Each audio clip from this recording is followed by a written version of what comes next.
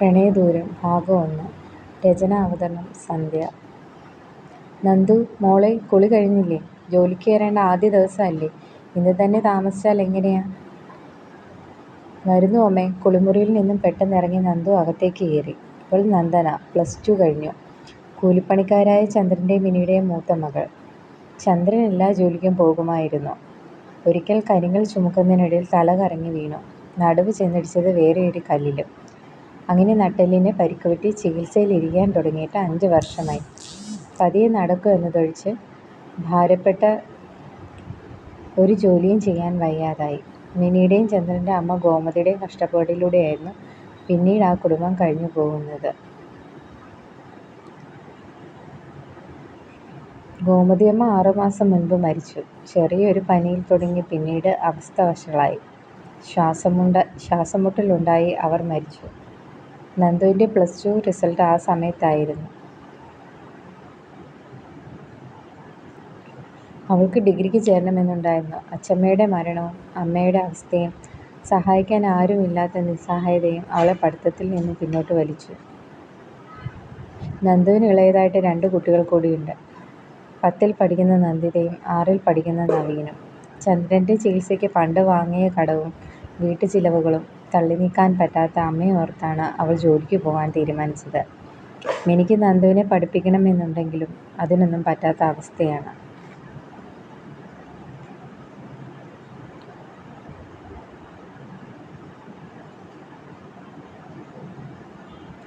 കണ്ടത്തിലെ പണിക്കും തൊഴിലുറപ്പിന് പോയുമൊക്കെ 2 അറ്റം കൂട്ടിമുട്ടിക്കാൻ കഷ്ടപ്പെടുന്ന മിനി പക്ഷേ മക്കളെയും ചന്ദ്രന് ജീവനുതുല്യം സ്നേഹിച്ചിരുന്നു. ചന്ദ്രന് മക്കളെയും ഭാര്യയും നല്ലപോലെ നോക്കാൻ പറ്റാത്ത വേദന ഹൃദയത്തിൽ ഉണങ്ങാത്ത മുറിവ് സൃഷ്ടിച്ചു. എങ്കിലും മക്കളുടെ കളിച്ചിരികളിൽ ആ കുടുംബം സന്തോഷത്തോടെ മുന്നോട്ട് പോയി. ആ ഇടയ്ക്കാണ് വീടിനടുത്തുള്ള രമചേച്ചി ടൗണിലെ ഒരു ലേഡീസ് സ്റ്റോറിലേക്ക് ഒരു പെൺകുട്ടിയെ ജോലിക്ക് വേണമെന്ന് പറയുന്നത്. രമചേച്ചിയുടെ ചേച്ചിയുടെ മകൾ പ്രിയ അവിടെയാണ് ജോലിക്ക് നിൽക്കുന്നത്. പ്രിയ പറഞ്ഞാണ് രമചേച്ചി ഇക്കാര്യം അറിഞ്ഞത്. അമ്മയോടും നന്ദുവിനോടും അപ്പോൾ തന്നെ രമചേച്ചി ഈ കാര്യം പറഞ്ഞു.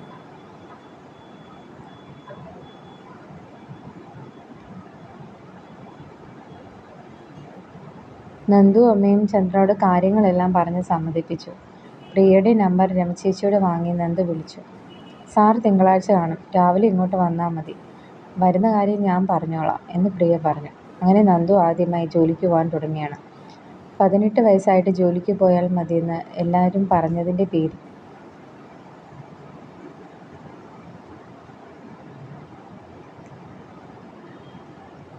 18 ആകാനുള്ള കാത്തിരിപ്പായിരുന്നു ഈ 6 മാസക്കാലം.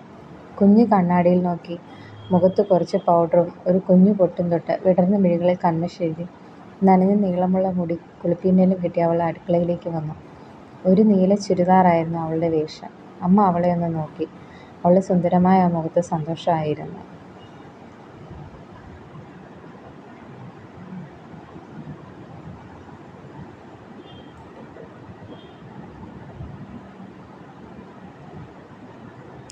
പൊന്നുപോലെ സുന്ദരിയായ അവളെ ചെറുപ്രായത്തിലെ ജോലിക്ക് വിടുന്നതിൽ ആ അമ്മ ഹൃദയം വീങ്ങി. പുട്ടും പഴവും എടുത്ത് നന്ദു കഴിക്കുന്നതിനിടയിൽ അമ്മ അവൾക്കുള്ള ചോറും കറികളും പാത്രത്തിലാക്കി എടുത്തു വെച്ചു.